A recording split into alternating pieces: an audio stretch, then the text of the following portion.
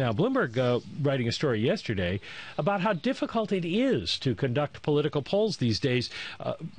Scott, people don't answer their phone. People don't talk to pollsters, and people don't have phones anymore. We all carry around our cell phones, and you don't really get a lot of calls for pollsters on that. It must be really hard to try to figure out how accurate you are. It is indeed. We've seen a decline in the willingness of people to talk with us. That's manifested both in people simply refusing if you reach them, but even more commonly, you just don't reach people, and so it does leave you wondering whether the people that you talk to are like the people that you don't talk to. Fortunately, we have over the years had a final exam, which is called an election, and the election gives us a chance to compare what we think is true with what actually is true on Election Day. And we have, generally speaking, passed that final exam very well over the years. But the last couple of years have not been so kind.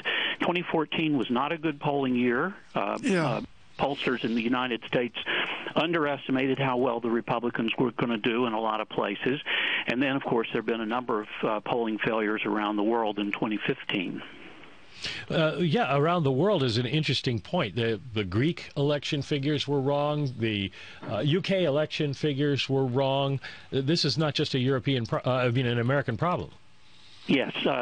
Well, the social processes that are driving this, the fact that people are busy or that they are suspicious of, having their identity stolen, or they just have decided it's not worth their time. These are things that are happening everywhere. So you see the same trends in what we call the response rate, the percentage of households or people we try to reach who actually give us an interview, going down everywhere in the world. And so those problems, are not limited to the U.S.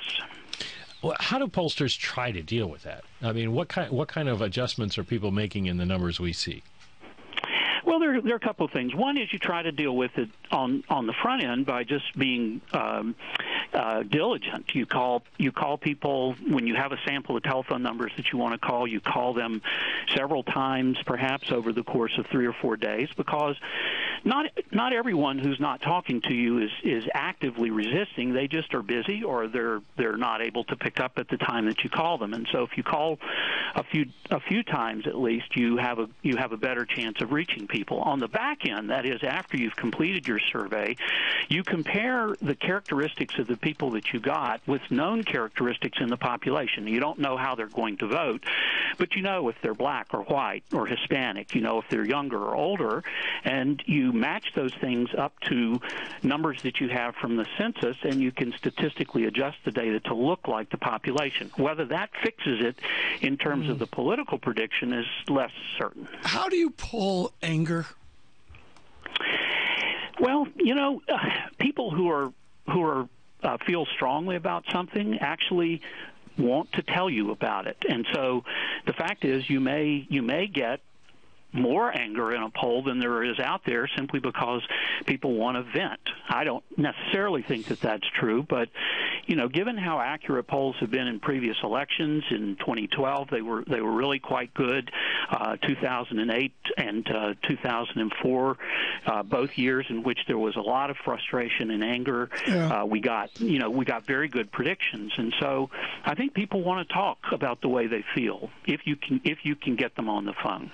Well, one of the questions, or one of the things that pundits have said, whether they're right or wrong, is that that political candidate, we're trying to have a day where we don't mention his name, that political candidate who leads the polls will eventually fade because the support he's getting now is from people who don't actually show up at the polls.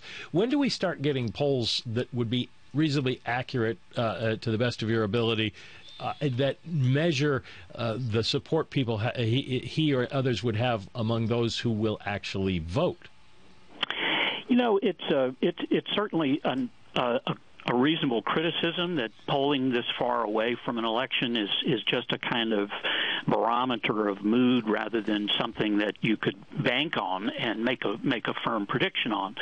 But there are things you can do even in the polls that you conduct right now. You can ask people how engaged they are in the campaign, how interested they are in politics. Do they donate money?